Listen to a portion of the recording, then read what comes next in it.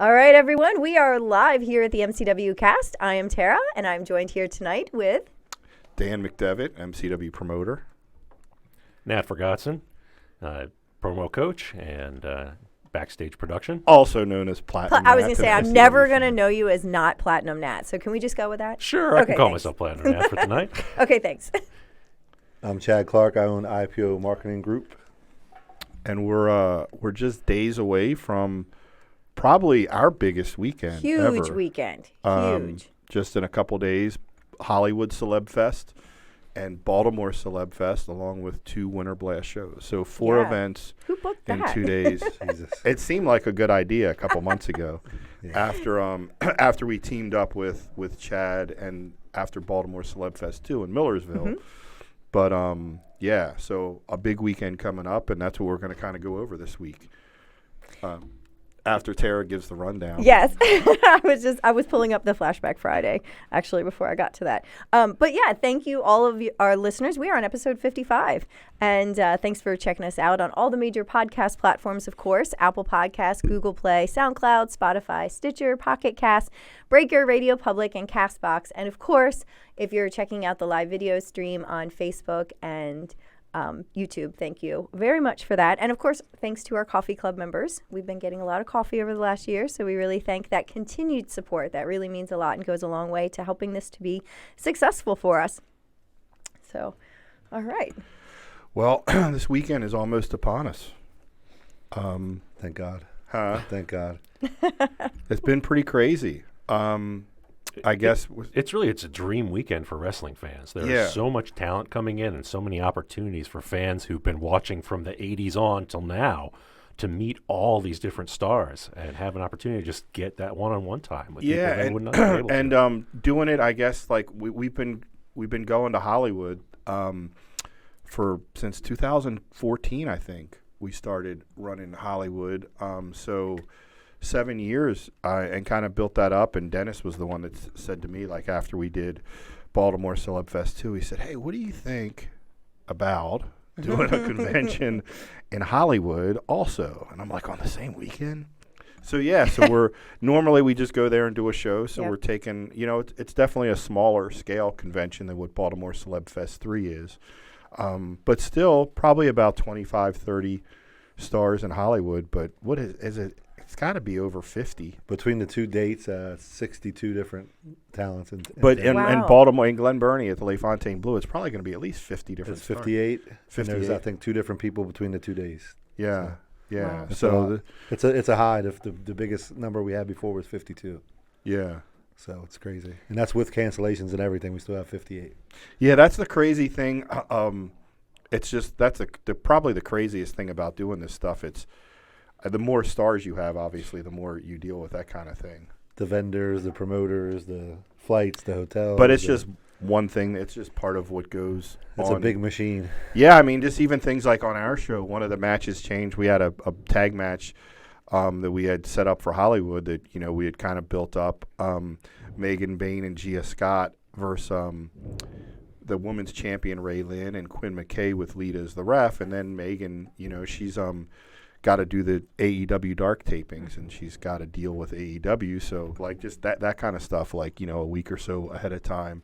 But that's just that's the fun part of being a professional wrestling promoter. Well, for me, it's when someone cancels or something happens, then I try. Some people will just let it go, but I always try to replace them. Mm-hmm. So it's like, who's available, who's not on dark, who's not at another convention somewhere else. So it was a little trying, but we got it done. We got a couple extra nights. And that's funny too, because like one of the things I think, like after Baltimore CelebFest 2, that was like one of the big frustrating points for you was like AEW scheduled that Saturday night Dynamite and then pulled because you had like Britt Baker and a bunch of people. So you're like, hey, we're going to do this weekend and do it like on a Sunday and a Saturday, and we'll avoid anything possible for AEW. And then it's like a couple weeks ago, AEW dark taping scheduled on the. And they usually don't tape on a Saturday. It's usually Monday or Tuesday. Yeah. So, but yeah, that's the wrestling business. It certainly is. For our fans who maybe didn't make it to CelebFest 2 that we had in Millersville. We posted many of the interviews that we conducted. We made our way around the venue, so to speak, with Kim and Nicole and myself. We did some interviews. So those are posted. They've been on our website. They're also on YouTube. So be And sure to Facebook check those too. out. And So you can go- Facebook, yeah, just we've look for the posted. backstage pass segments. Yeah, and it was really great catching up with some people and getting to talk to people for the first time. So, if you missed that, please do check it out. We'll be doing more of that there. And while you're at it, if you're on our YouTube page, make sure you check out our Flashback Friday, because this week we've got a great one. It's from night 1 of the Shamrock Cup 2017. Remember when we used to do 2-night Shamrock Cups? Yeah. Whew, those were brutal, but nothing compared to 2 days of conventions and shows. And that match is Ken Dixon versus Leo Rush, both of whom we'll be seeing more of very soon. Actually, ironically enough, this weekend and Friday night in Hollywood, that's the main event for Hollywood, night 1 of Winter Blast. Ken Dixon, the MCW champion, teams up with Leo Rush to take on former champion Brian Johnson and Dak Draper. Yep, so that ought to be great. So any of our fans who caught that match before, they will probably really enjoy seeing this. And if you haven't watched it, then you still have time to watch it on Friday before you head to the show on Saturday. Absolutely. So, yeah, I guess we got about 8 matches for Hollywood. We can kind of go over, touch base on. Chad, run down some of the guests, I guess, in Hollywood. Hollywood, we have Kevin Nash, Adam Cole, Thunder Rosa, Bob Backlund, the Headbangers. Headbangers are there both days, right? Yeah. Layla Gray, Mandy Leone, Quinn McKay. I'm drawing a blank. So many. Poster right in front of us. Right in front of me. Lita. So Leo Rush, and for the beautiful everybody's people. sake, at the Hollywood Volunteer Fire Department, Hollywood CelebFest starts at 1. 1 to 5. Doors open at 1 to 5.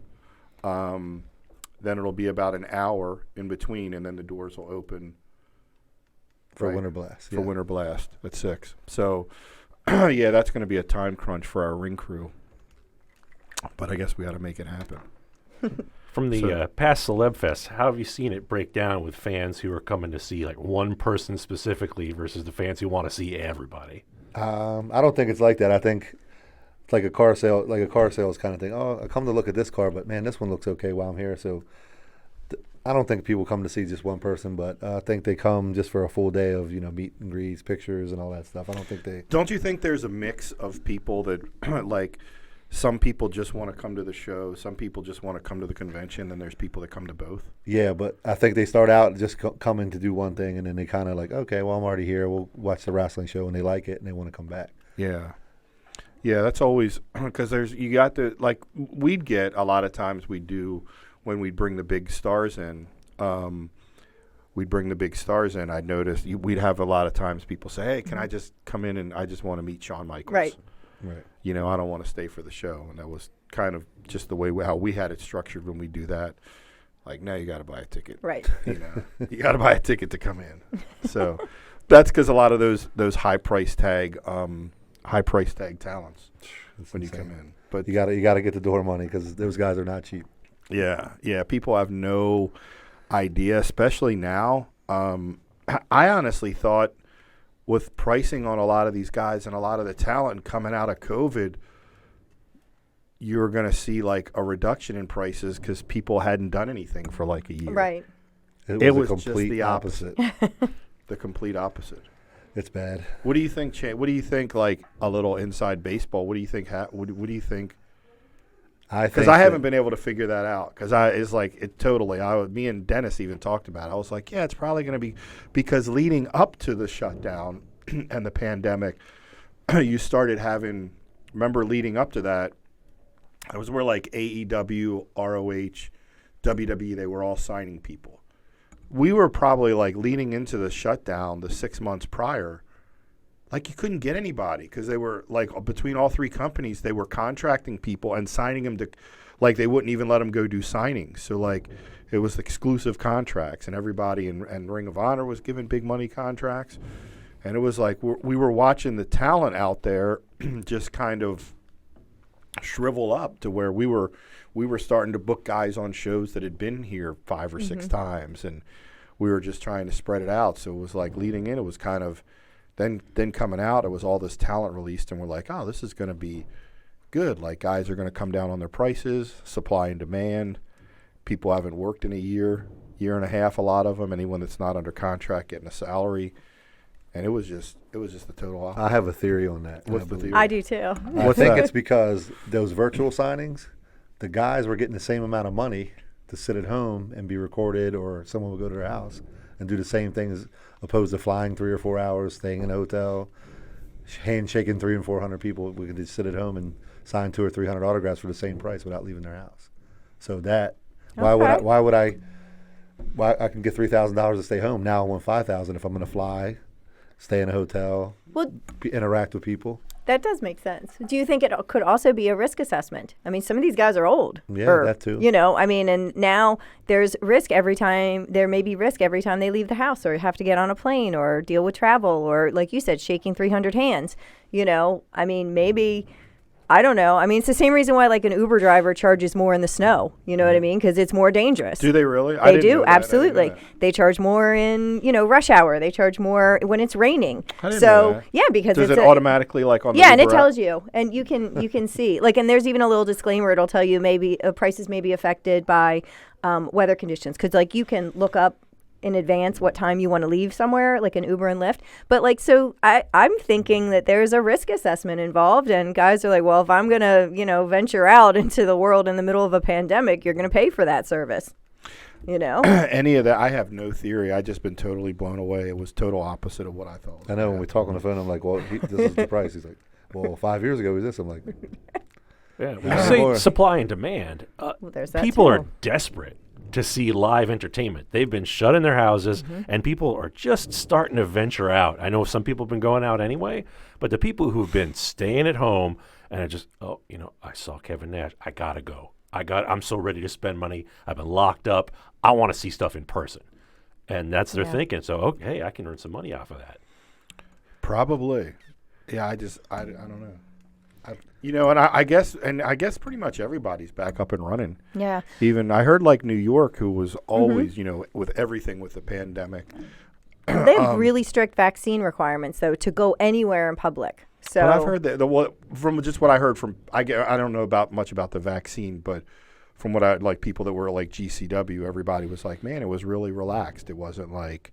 Right. Like for a while, like, especially even when the first couple shows we did, it was really like tense with the commission and everything. There was like a tension of like, so I guess people are getting comfortable, like you said, going back out. Yeah, but what you said made me think of something like other venues, like concerts, for example. Like, I love going to concerts, and I got that itch too as soon as, like, I heard that some dates were being announced, and I fully expected the prices to be through the roof. So I was really, really surprised when I got $38 tickets to the Foo Fighters for May. And I was like, well, that's literally the exact. And in fact, when I saw them a couple summers ago, I think I paid at least double that for the same exact seats. No, probably triple that, actually. So that just surprised me very much that, like, and like you said, people want to give money. I was ready to buy them whatever they cost. I really didn't care at this point because it had been so long. And I was really surprised by that. I mean, David Grohl's an upstanding citizen, and he's long been against exorbitant ticket prices. So maybe that had something to do with it. But it is interesting how different types of entertainment are handling things, like as far as prices and so forth. So even venues for the conventions and stuff like that, they're not breaking on their price as well. Like, you would figure they're not doing as much as they would cut a break. There's no breaks. Well, maybe they're trying to make up for, like, the year and a half Probably. they couldn't have any events, Probably. And we know that from us out there. We're still we're kind of, we're doing a lot of different venues these next couple months. We're not kind of like cemented into like one venue as our home. Obviously, people know that we, had our last show at the MCW arena, and we're seeing that, like, just talking with different venues, even pricing's on a lot, and they're like, nope. You try to negotiate. Well, if we do so many events, nope. Like, right. So yeah, we're seeing that too. What about the high schools and such? They're not doing any they're not events. doing anything. They're not allowed. Not doing anything. Yeah, Even, nothing. and that's just like Maryland. That's like all surrounding. Yeah. Because that used to be a big thing, right? Yeah, we could do a couple of those a year. We were told, we talked to a couple high schools that we reached out.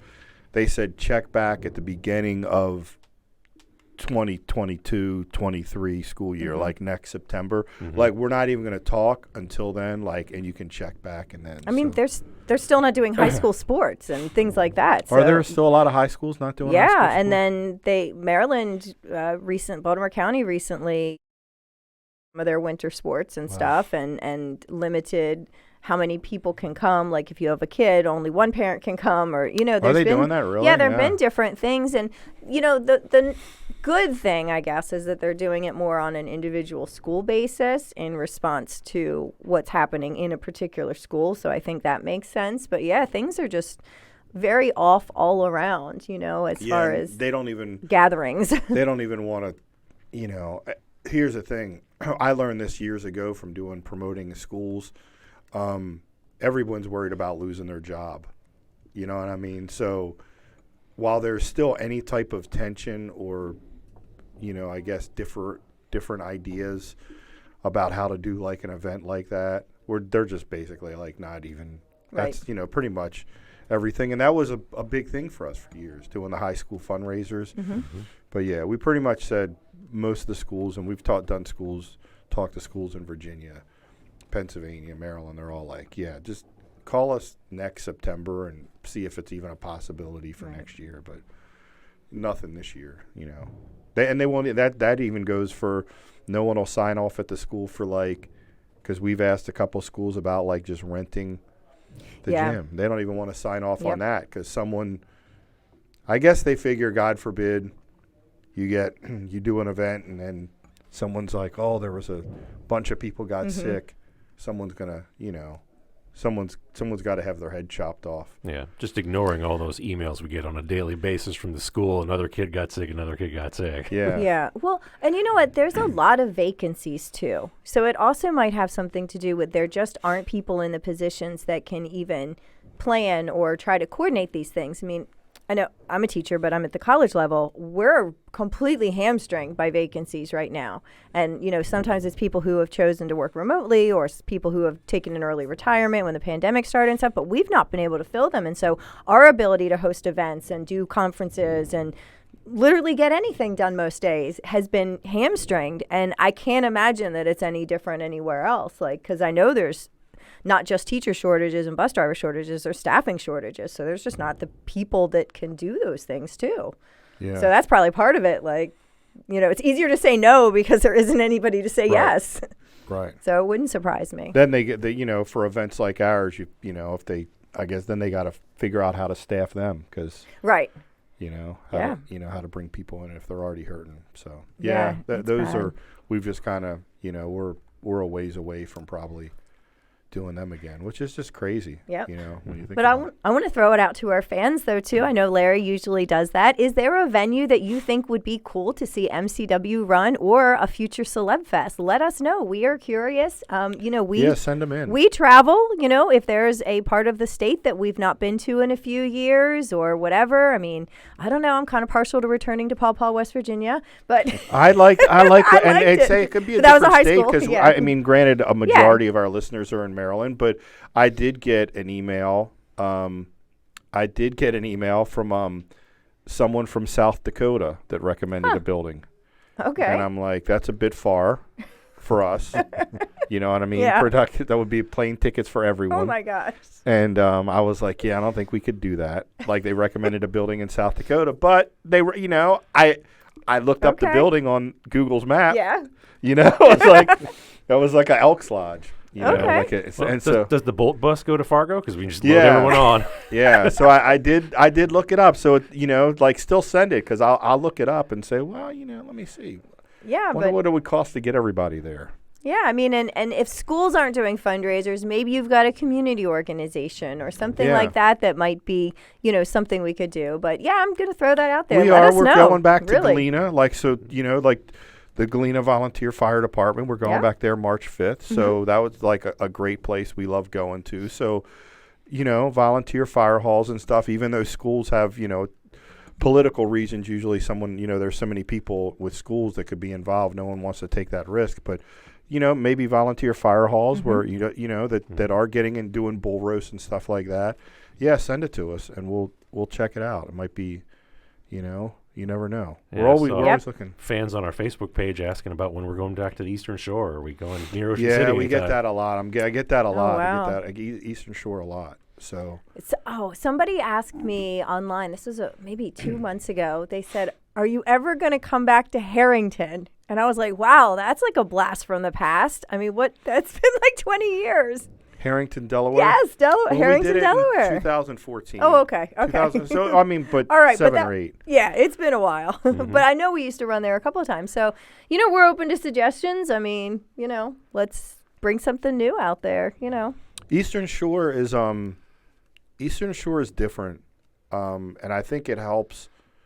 Not that we have anything against, we always like going there, but I think some of the like more localized promoters do better, like when you have friends and you know what I mean? Like I realized that like the Eastern Shore of Maryland, I found out, a lot of times a lot of the people there work through the winter and spring or the spring and summer and save up their money, and they maybe there's the economy changes in the winter where they don't have as much expendable money. So it's a different place, but we've been there many times. Not that we won't go back or the right opportunity won't present itself, but I mean, how about the Ocean City Convention Center again? Remember when we used to run there? That was a lot of fun. You would have to use their workers, like union workers, when you set up and tear down there. Is that what the deal is with the convention center? Nothing. Ocean City is very much like the mafia. And that's not in a bad way, so we're not trash talking Ocean City because I still like to take my vacations there.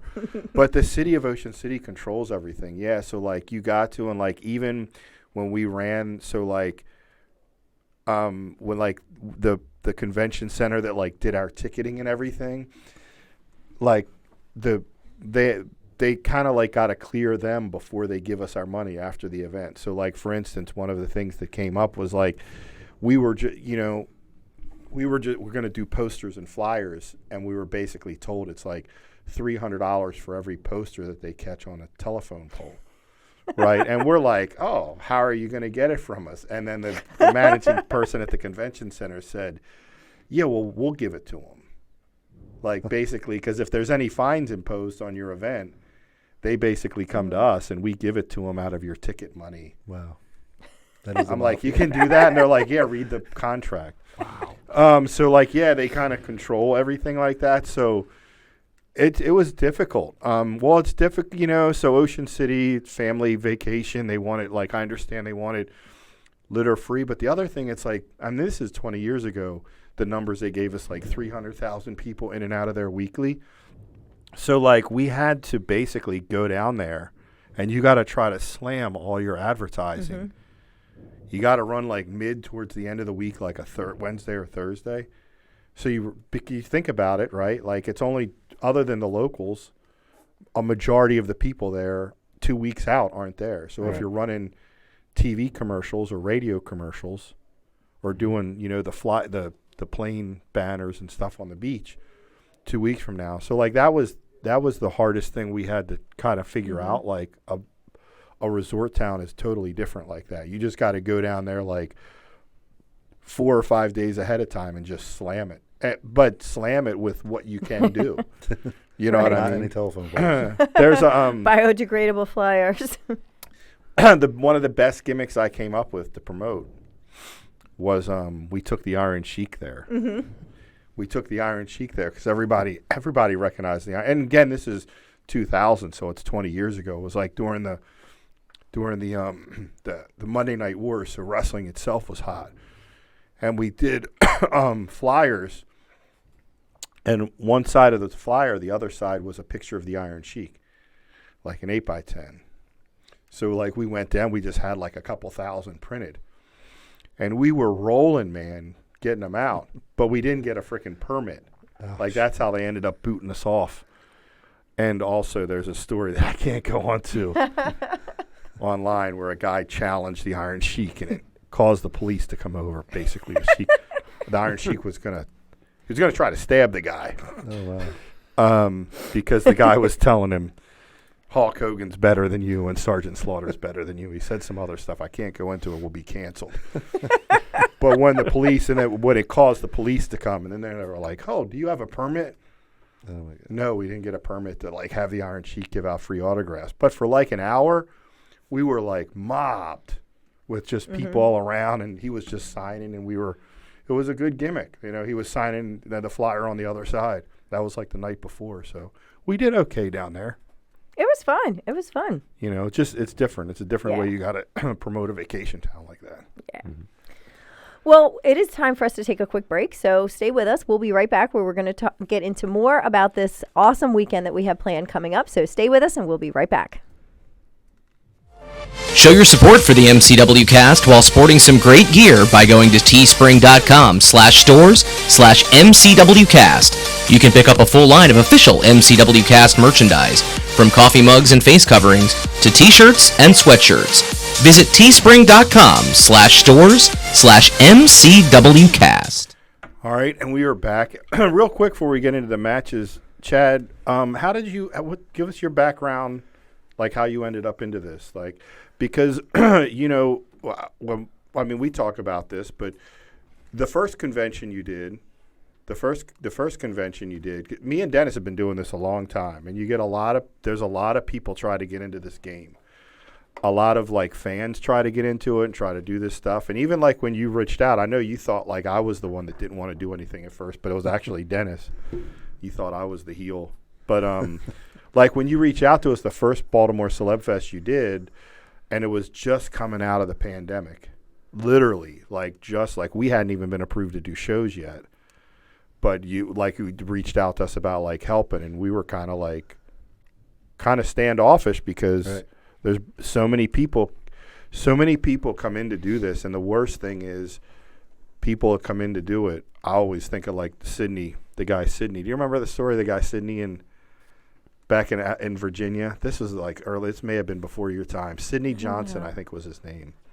He did the show in Virginia. It was legendary on the internet, like right as the internet was getting was kind of getting kicked off, like in the mid 90s, because he booked like New Jack, Sabu, Shane Douglas, like when ECW was at its height, had all these ECW guys booked, all like the top names that were available on the indies, the Steve Carino, and he was telling us it was for weeks leading up to it. You know, he was building it up to us, and I got 800, 900 tickets sold, and we got there, and there was 9 people paid. Oh, wow. And then New Jack famously, like New Jack took him possibly at gunpoint to the ATM because the guy tried to slip out the door. He tried to slip out the door.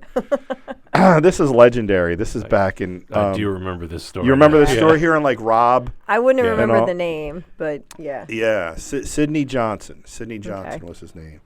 But so many people come in and do this, and they have no idea, and then the event usually doesn't happen, or 3/4 of the talent that's advertised don't. Like what, you know, and when you first came to us, we were like kind of standoffish at this first, like, I don't know, because we've talked about it. We were like, hey, if we attach our name to this and then a bunch of names don't show up, Right. we're ultimately the ones with egg on their face. But what got you into kind of doing So that? I did like a bunch of signings with Ravens, Orioles, some music people, some celebrities. So I had a kind of a background, and then I went to the big event in New York, and it was complete chaos. So I'm like, man, I had a guest there, and I did okay. And then I went to another one, WrestleMania weekend, which ran against the big convention, WrestleCon, and I took a bath. So I was like, all right, so I've been to a good convention and I've been to a shit convention. So I want to do my own convention. I can do this. So I started calling all the promoters I know, the vendors, and got a building and booked Kevin Nash, which is a big name. And then everybody started following suit, and we struck gold because the day we did CelebFest 1 was the day after the mask mandate was lifted. So people were like, wanted to get out. they 600 people the first time, almost 700 people the second time. We'll probably surpass that for the third time. Yeah, I think you'll probably surpass that. Just going into that. I try to be consistent with the vendors and the sponsors and with you guys and stuff like that. So we try to be professional. A lot of those guys that don't last, just think they can rent a building and 50 wrestlers are going to show up. There's a lot more. Well, and don't, like me and Dennis told you, and we're all like, just don't BS. You know what I mean? Like, even if, like, because, so much crap goes wrong in these things. Like, we just got to, if something goes wrong, like, it's my philosophy I've always had, like, it's a problem. We just got to fix it. Right. Like, it just. Even from the first to the second one, like, the first one, I had a few speed bumps because it was my first one. But going to a bad convention, I kind of knew what to avoid and what not to do. But after the first one, going into the second one, like, I was more on my game on, like, the parking lot, somebody at the door, just little things, and lining the tables up with the names and just everything I could do to make it easier for me and the vendors. And it helped out a lot. So and it went pretty good. Baltimore CelebFest 2 went pretty good. So there's still things I could have worked on, but it's all. But that listen, I've been God, how many shows have we done? Like 400 probably since 1998. I still, we still have these discussions of like, oh, that was, that sucked or that was bad or this. But that's just kind of like the learning process. It's never ending. It's never kind of fully perfected. The most important part for me is being organized and the relationship I have with the vendors. Like, I talk to all the guys. Like, if I have a cancellation or they have a cancellation, like, I don't cuss them out and go crazy. I just, what can we do? Can we help you book another guy in place of it? And it kind of helps. So. Yeah, because that's the weird thing with wrestling fans. Wrestling fans, as much as I love them, they can be fickle. And the stuff they, And number two, and all those cancellations, man, they want to be dead. Like, it was my fault. CelebFest 2 and all, AEW announced a date, and we had 16 major cancellations. They want to be dead. So I had to, like, pull something out of my hat, and out of the 16 cancellations, we brought in 22 other names in place of them. So is that what you did? You did 22 replace, and that's something like that's so evident, right? That should be so evident to the fans to be able to see, like, look, you see that they literally just announced this Saturday Night Dynamite. Obviously, Wednesday night I had probably 74 text messages and 60 messenger messages on Facebook about, did you see the date they announced? Is it going to affect this one coming and that one coming? I'm like, I just saw it when you did. Please give me a couple of days to process it. So how do you stay organized through all that? Lots of notes, lots of texting myself, sending pictures, screenshots, calling this one. It's 6 a.m. to 2 a.m. Usually my phone never stops or emails never stop up until, and I always announce the next date during the current convention, so it never stops. I try to sleep like Sunday and Monday normally, but now it's going to be Monday and Tuesday. So now, having gone through that with CelebFest 2, do you have like a list of like your backups? Yes. Like yes. Now. But it's still, again, there's other conventions going on. Yeah. AEW's running dark, but like we and have a pretty strong lineup. So there's a pandemic, so you never know. I threw 58 names against the wall, so if we get still 55 or 54, that's still a lot of names to be in one building. Yeah, that is. So. Yeah, and but that's wrestling fans, man. You'll have Adam Cole and Lita and Kevin Nash and MJF. What about Britt Baker? And then one person will be like, they'll show up that day. Man, I can't believe Tommy Rich isn't here. Give me my money back. There's a guy. What I mean? Like, every time we post, he wants the Great Khali. He keeps posting like gifs of like the Great Khali. I'm like, is he in India? He's Yeah, not here. Yeah, he Come is. here. Yeah, he's He's right got in a wrestling India. school over there and everything. And he's like a major. You could put Hulk major Hogan. Huge star. over We there. could announce Hulk Hogan. He'll put the gift for The Great every Khali. time. Yeah. Every time. It's great. Yeah. Wow. Sometimes you wonder if like sometimes wrestling fans just do that. Sometimes they might be serious, but sometimes too they're just kind of, I think, trying to have their own humor. Now, is there somebody you really wanted to get or tried to get and you couldn't get? Several. I already have a wish list for number 3. Hold on, what were we on? 4. Wait. 4. I have a wish list. What are you trying? We're trying to shoot for like 2 a year. Is that what you're No, thinking? I'm gonna stay at 3. 3? Yeah, 3. That's good. You already got Winter, the spring, and then fall, I guess. Yeah. So you're not going to divulge who like your ultimate catches would be? Obviously, Hogan, Stone Cold Steve Austin will be great. Yeah. So I've put a few calls in, and I've actually did a signing with Hogan. And I don't think it's going to happen unless I refinance something or a kidney or two. But Yeah. yeah. So some of those guys, there were guys that were high priced before Right. the shutdown. We're talking, There are and guys that are 6 figures for Yeah. 3 hours and a first class airfare or a private flight here. So you got to rent my. a jet. Yeah. So I mean, it's you Wow. have dreams and you have what we can do. But. Yeah, the first like really crazy one that I heard I couldn't believe was when I helped Conrad with StarCast in Chicago a couple years ago, and when he told me he paid CM Punk, he had, oh my God. Well, you can tax that for 5 years later or whatever it was. You can tax that probably a lot more. Yeah. Back then, it was like, I had never heard of anybody making like an independent signing price tag. It's like insane. That. He was like, at the time, he was the first. That was the first thing I think Punk did publicly since he had walked out of WWE. First thing like wrestling related. He had done other stuff publicly, but I think that was the first thing wrestling related. So, yeah. So the guys that already had big price tags before, they have enormous price tags. And it's not just the price for the you got most of them want, the bigger profile guys want a first class airfare ticket. And like I want to stay They at want a this suite, hotel. yeah. this hotel. Shawn Michaels, we had to fly his attorney. Somebody's I'm gotta like, be there to really count first class watches. ticket. Like, we got to fly your attorney with you to the signing, which kind of stuff like that. I guess is it's like musicians with their riders. I guess they want Yeah. this, and this. Yeah, the riders. Got to go to Jimmy's. Yeah, that's all right because that's usually comps. We can usually get, especially the first time a name's in, like, John's going to take care of them. So that's usually you can, you know what I mean? You can, they're like, oh, that's a given because usually John's probably already reached out to him. Oh, they already invited me at Jimmy's. I thought I was going to offer you something extra. But Like, I don't mind if it's somebody that's easy to work with and they're not overly diva-ish, it's fine. But some people are, and it's one and done. Some people are, and the surprise, and sometimes it's the lower end talent Yes, too. it's the people you wouldn't expect to be. Yeah, exactly. Like Steve Austin, Stone Cold Steve Austin, even a Ric Flair, like that. You kind of almost expect that. Right. So when you don't get it, it's good. But yeah, I don't know. I got to throw anybody under the table, but some guy you get a guy that's like just gotten to TV for a couple months and he or she starts spitting out. I'm like, what? Are you? I'll kidding tell me? you a funny story. I won't name it. Yeah, I don't like to bury anybody No publicly. names, but someone asked for it had to be the top floor of the hotel. It had to be the back side of the hotel, not the front side where the front door to enter the hotel. It had to be a king bed. That's the specific request for a room. Yes, it had to be Okay. back side of the hotel, not and it had to be a king bed, and it had to be like end of the hallway kind of thing. So, yeah, and the other Wow. thing, and it's funny because we kind of just went through this with a couple talents. It's frustrating. Like you said, not just you, like me and you and Dennis, we've kind of got on sync, like with our promotion and getting our promotion and like the marketing lined up because it was one thing we talked about, like making sure the messaging was clear, like that people understood, like it was two different events. Like we got all this stuff. We're all working all hours of the night. Literally tens and tens and tens of thousands of dollars on the line for these events.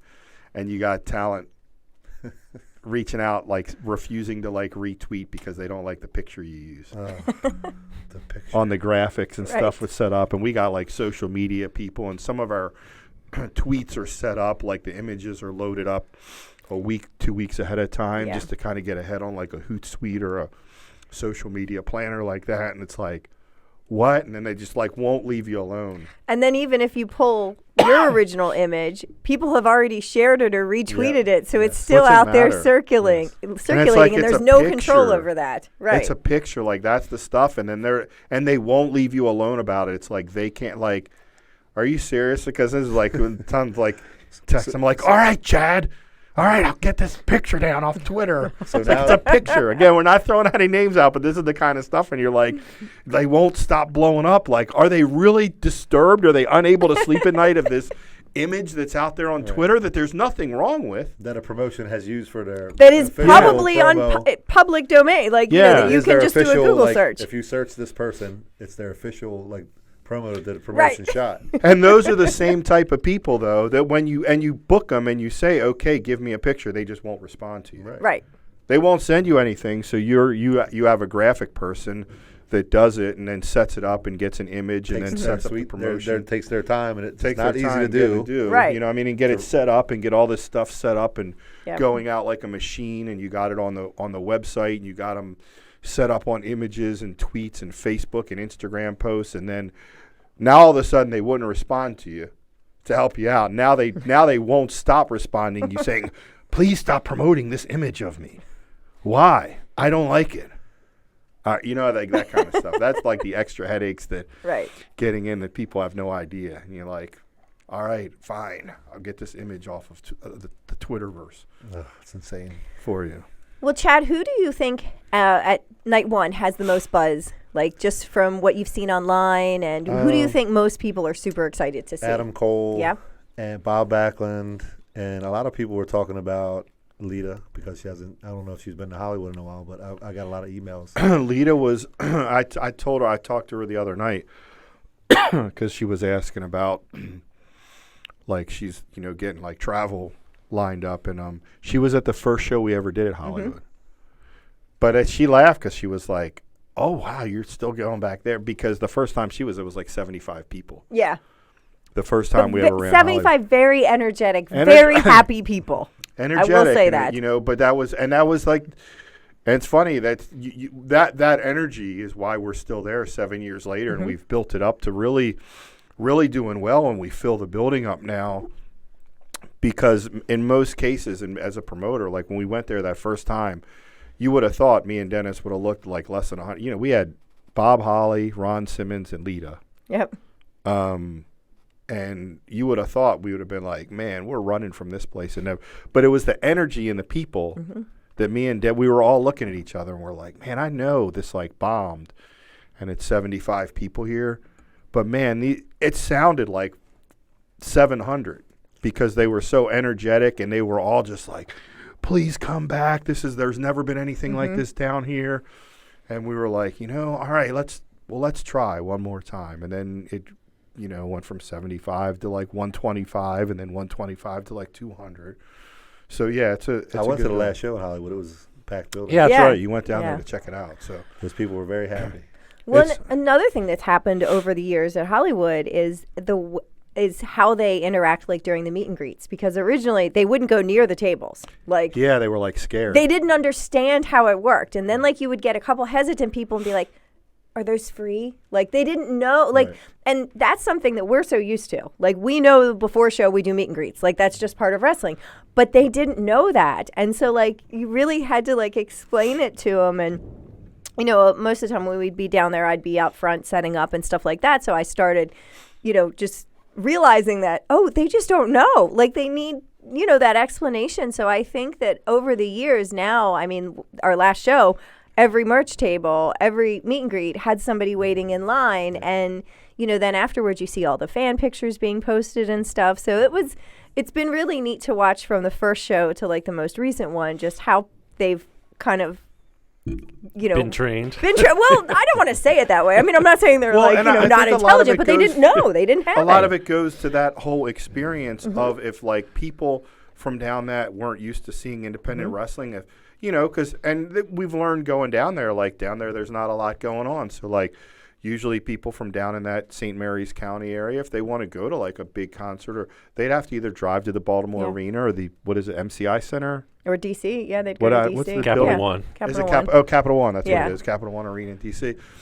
So you don't get experience like that at those big events where you can meet them. It's a much more up-close environment, and I think that's usually what the attraction for most wrestling fans is, when we bring what we do to them and their first time coming, that they've never been to something like that. They're like, wow, you can like meet and talk to the wrestlers. And then this whole convention, the CelebFest, adding that into it is a totally different, because it's all like real up close, and it's 30 or 40 stars out there meeting and taking pictures.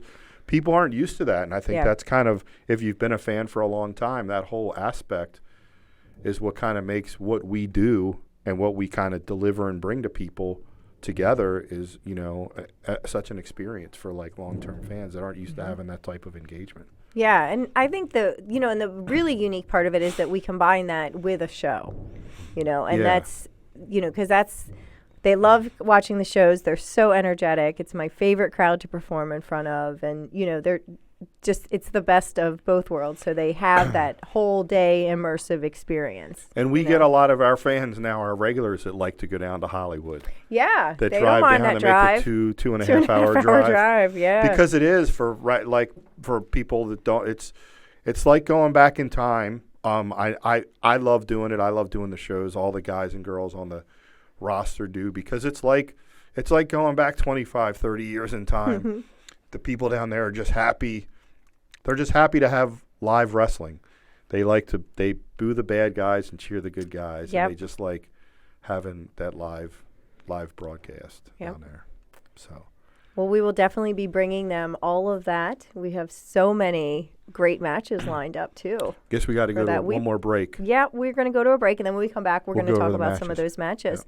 Yep. Before we go to that break, Chad, why don't you tell people how they can get tickets? They can go to BaltimoreCelebFest.com or MCWProWrestling.com. Yeah, I guess MCW Pro Wrestling are handling the tickets for Hollywood CelebFest. Mm-hmm.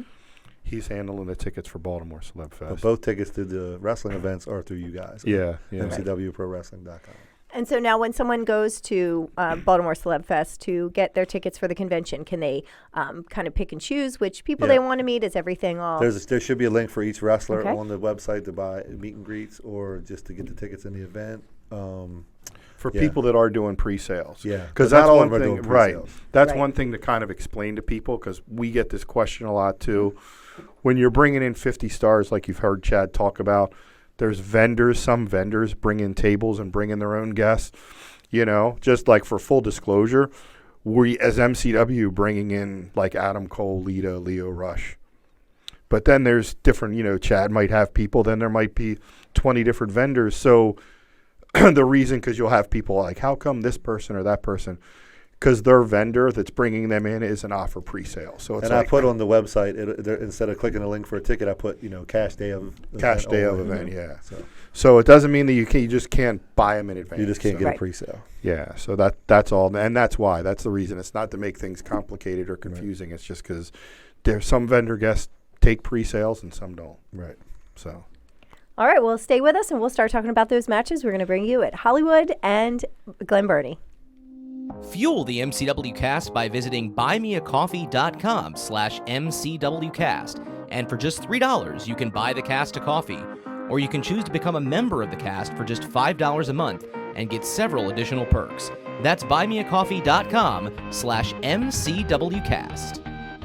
This is Platinum Nat, and you're back with the MCW cast. We're going to start talking through some of the matches for Hollywood and for Baltimore CelebFest. So starting out, we got a lot of good talent on the card. Starting right from the bottom, Action Andretti taking on Angel Alvarado. That's Angel's chance to step up. Yeah, right? He's been asking, he's been asking for opportunities to do some single stuff. So now, will he have the cartel following him? Because I don't know that I've ever seen one cartel member without the rest of them. I guess that's something you always got to look out for. Action Andretti's got to look out for, but. This is true. Mm-hmm. I think he's been kind of overlooked probably by the fans, Angel, because he's usually kind of there with the cartel. But this is an opportunity for him to kind of step up with a guy that's got a big spotlight on him and see what he can do. Yeah, and he's hungry. Yeah, and Angel's been working for lots of other promotions. I know he works regularly at DCW like I do. And, he's establishing himself as a worthy singles competitor. So. It's easy to, and that happens it's easy to, when you're in a faction like that, you can kind of get lost. So this will be an opportunity for him to show the MCW fans and, producers and all in the back what he can do. Yeah. So. Yep. We also got Boom Hayden, who's been a perennial underdog, taking on DeMarcus Kane with Gia in his corner. Formerly Napalm. That's right. It's a mismatch, kind of. But I don't know. The fans really pretty behind Boom. They are. I mean, maybe they identify with him on some level, the underdog that Nat mentioned. But he's got that lovable kind of puppy dog vibe, And he finally got a beer. With a mullet. He finally got a beer when Ken Dixon won his championship. Yeah. Well, too, you talk about Angel like as a guy that wanted to step out to DeMarcus. Is a guy that's wanted, and really the last couple of years wanted an opportunity, I think, to, he kind of got pigeon-toed, with not Black Wall Street, but, with Solo, because they were such a menacing team. But he's really I know sometimes fans probably wonder where the line blurs of, or is this a storyline or is this real? And actually, no, like he's really came to me a lot over the last couple of years and really wanted an opportunity. So here's his opportunity to kind of step out as a singles, and start, blazing a trail. Yeah, our tag division's deeper now than it's been in a while. So we've got a four corners match coming up with Pat Brink and Alec Oden taking on, again, the Cartel, getting involved with Diaz and Diego, Seduce and Destroy, and Sam Adonis and Ryan McBride. And that's a big match, a lot of talent involved there. Well, it's a high-stakes match because the winner. The following night. Is going to get a shot at the title. The winner of that. Yeah. Which is why, so there's, only a couple matches announced for Glen Burnie, but that's because when we have these weekends like this, a lot of times results from matches end up reflecting the next night. This is one of those cases. So the winner of that Four Corners in Hollywood will get a shot the following night in Glen Burnie Winter Blast at whoever the tag team champions are after the tag team championship match, which is a rematch. We had one half of Seduce and Destroy on the cast last week. We had Bro Keller, and he is very determined, to regain that. And he's to be in that tag team division with Joe Keys. It was great talking to them and talking to him and hearing how they came together, kind of happenstance, but just how they've worked really well together and how he's enjoying being a tag team competitor. So, here's so we we pull back the curtain here a little bit. When I kind of started getting more back involved with creative, when we first started coming back, like, the foundation was kind of laid for what we were doing. That was a team, like, I was like, I'm going to break them up. And then I was like, now I like them. Yeah. And that kind of shows, like, from a creative standpoint, like how different people that do booking or whatever, like fans here, they have different ideas, like, as a change, from bookers or people that help with creative. That was something that was like, I know the guys had been put together, but, like, I wasn't feeling it. And then, I don't know, over the first, like, show or two back, I was like, no, they changed my mind. Yep.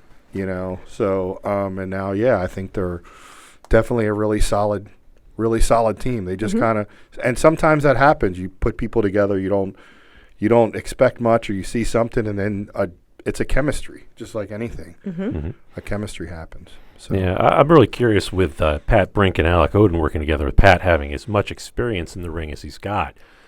He's probably the most seasoned veteran out of all the people in that match, and pairing him with a guy the size and the strength of Alec Oden, there's got to be some advantage there for. They're a pretty menacing-looking team, yeah. And I'm hoping Alec can learn from Pat. That was kind of my idea when I talked to Pat about putting them together. That Alec, but Pat's been from the fan standpoint, he's kind of like in and out because he's had a lot going on in his personal life. A lot of things he does in his personal life. He's like been in and out every couple years. But he was in the WWE developmental system. Him and Big E were FCW tag team champions. So Pat brings a lot of experience to the table, and he's in MCW OG back from the late 90s. Yeah. So, he started just a couple months before I did. Yep. That's so Genesis. So one of those four teams will be getting a shot at the tag titles in Glen Burnie the next night. Okay. Yeah. Also in the card, we've got Ryo versus Eric Martin.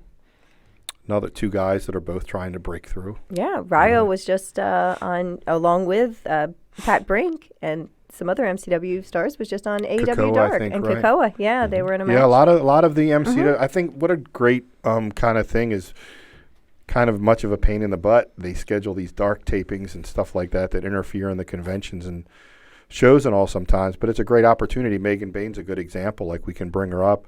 She was supposed to be in this tag match, but she's got a deal with AEW, like, and she's someone I knew when I saw her 7 or 8 months ago, like, man, this girl is going to be something. And so, she got scheduled on the Darks, and that's why she ultimately is unable to be in Hollywood. She's got to be down in Orlando, but she'll be back the next day and be in Glen Burnie. So Layla Gray is stepping in that Women's tag team match. Women's tag team match in Hollywood with Lita as a special guest ref. Yeah, definitely. We've also got lined up for the Rage TV title, Dante versus Kokoa. Then one of the never-ending feuds in MCW. They feuded over the MCW title, but man, talk about two guys that put on a great match. So they know each other really well. Yeah, so they know each other really well. You know, where do you get that outcome? Just one guy slips on the banana peel and you get a winner out of that. We also have for the tag team championship, the trade, Miles and Killian against Black Wall Street. And the former champions. So it's another one. It'll be a good, and the winners of the winners of that match will be defending against the winners of the Four Corners match in Glen Burnie. Yeah, and this whole thing with the trade is just all circling the background. Well, these videos keep popping up. Yep. I think probably this weekend coming up, I'm hoping we get some a clear picture of what's happening with all of these guys. Yeah, and the fans and are girls, very Portia's. Yeah, we can't forget about Portia. Do not overlook her. Definitely. And then Ken Dixon and Leo Rush, two of the guys who've been around MCW here, started training together against Dak Draper and the former MCW champion Brian Johnson. That's your main event in Hollywood. Yeah. So that was a pick your partner stipulation match. So yeah. So be good. I'm going to set it off in Hollywood. Yep. And then going to Glen Burnie the next night. We, like you said, Dan, we don't have a lot announced yet, but we do have Ken Dixon against Dak Draper for the title. Yep, championship match. Yep. And then one it's probably out there as a dream match for a lot of fans who've been watching the younger, more acrobatic talent with Leo Rush versus Ninja Mac versus Action Andretti. Triple threat. That's going to be potential show stealer. Yeah.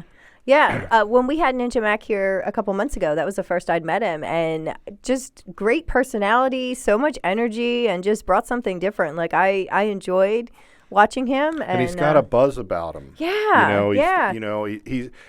a good guy. Right, like not at all pretentious. Like he was just fun. Like even just trying to do interviews with him, he was fun.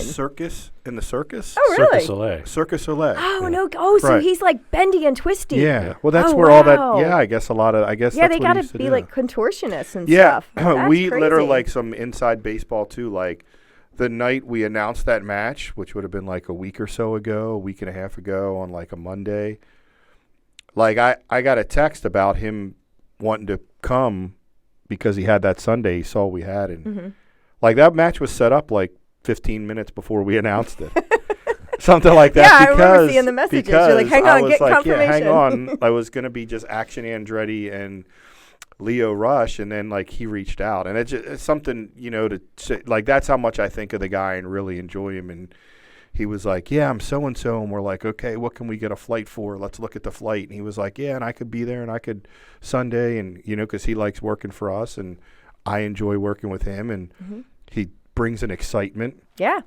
And has really great matches, and he works good with those type of guys. Actually, Leo, when the first ever I heard about him was from Leo, shot me a text and was like, hey man, look on GCW on some of their gifts at this guy Ninja. Leo's the one that said like, this guy's crazy.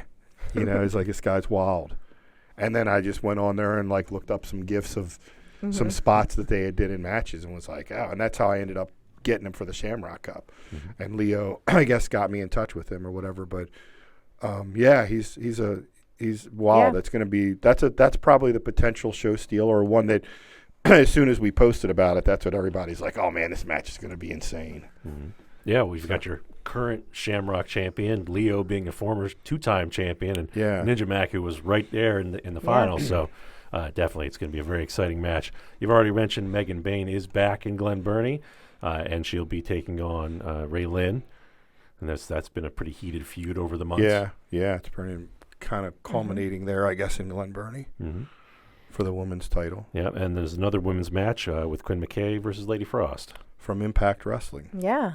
Who there's another one. She's really grinded it out. Really been made a name for herself on the indies. Yeah, she's got a unique look. She's, very unique, hard worker, great shape, and does some really cool stuff, you know. So, yeah, I'm looking forward to when I heard she was going to be there, and we've been trying to put a lot of focus on the women's division. Everybody knows yeah, so I reached out to her, and of course, Lita will be involved in the show to some extent, maybe guest refereeing. I'm not sure. One thing we forgot to mention too on both of these, Adam Cole will be doing in-ring segments. Okay. He's not going to be wrestling, probably, you know, but in other words, you'll have the chance if you're in attendance for him to come down to the ring to his ring music and for you to all scream, Adam Cole, baby. That's what I'm getting at. That's important. That's what I'm getting at as the promoter. You'll have the chance to do that live with Adam Cole, but you won't really be in action. Okay. Yeah, so he'll be there both nights. That's going to be great. And I'm excited to go back to Glen Burnie. Like, that's, you know, for me, that area is, you know, kind of where we did a lot of shows. We ran at Michael's 8th Avenue for years. And, you know, the fans there, we've had our fans. That was kind of home. I guess that's like our It was like original our home, first Glen Burnie. home. Yeah, like that's how I kind of always felt. And like for me, I'm a non-Baltimore native. So like I didn't know one neighborhood from the next neighborhood. And so I got to know that area through going to Bone Breakers and going out and flyering. Did you come to the shows back then? And all that stuff. See, and I didn't know. I couldn't have told you where Glen Burnie was. Yeah, I would say, I would probably have to say that's kind of like the you know, you get asked like what hospital or what city you were born in. Mm-hmm. I would probably have to credit Glen Burnie as like Napatapsco Arena. No, because that was only like 2 shows and we were gone. Like Glen Burnie, we really we built, you know, we were there for years and we built a lineage and a history there. I would, if you had to ask me, I'd have to say that Glen Burnie was probably like the birthplace of MCW, like a lot of our big events there. And to think back then, it's a thing that always amazes me to this day.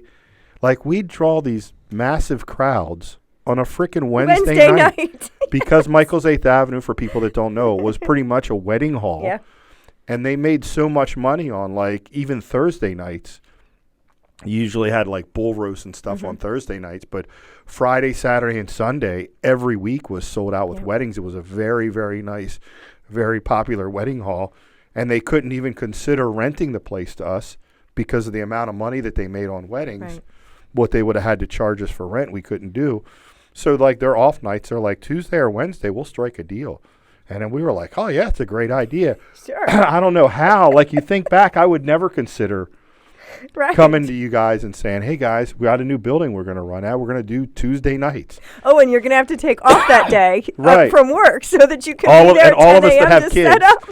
All of us that have kids They and don't go to full-time school. jobs. I don't even want to say how many times my children have missed school because we've had shows. And I know I've said it before, like, oh, Friday shows are always tricky for me. Yeah, when they were younger, I totally confess to, come on, Mommy and Daddy got to work, so let's go. Yeah, forget it. So, yeah, but we learning. did. For years, and I don't know how we did it. And we had some massive crowds. Yeah. You know, with like the Road Warriors. There were times we did 1,000, 12. Steve from like Jerry what was that, Springer, like 13, 16 or 1400 1,700. Yeah, It it's was crazy. insane on a Wednesday night. But, yeah, and we reached out. Have you heard any more? Like, what's going on with that building? Is it just vacant? It's vacant. No, I asked about using it. Was it bought by like a big like commercial? It was assumed by a big company. Oh, they took it back. So they'll probably Yeah. like tear it down and build It's still whatever. sitting I think like I heard like a big commercial real estate firm that Right. probably just they can let it sit for a tax write-off. They I actually guess. own the building across from Benfield, that whole complex over there. The people that own Michael's 8th Avenue Yes. now are the quote-unquote the company, the entity okay. that owns. Yes. Yeah, so it's just sitting because I that have was to always contact them for parking at Benfield. Oh, really? Yeah, and I said, he's like, well, what about this? And I was like, what about that? He's like, it just sits empty. No, we don't use it. Wow. Everything's removed out of it. All the It's just totally gutted. just got it.